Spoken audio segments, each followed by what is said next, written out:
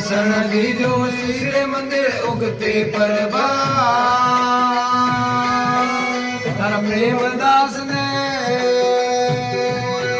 गुरु दर्शन दीजो श्री मंदिर उगते प्रभात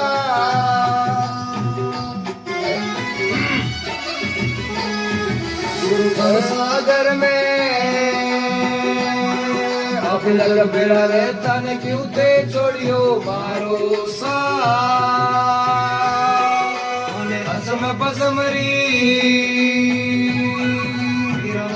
देवता ने सिर पर धरियो मारे अरे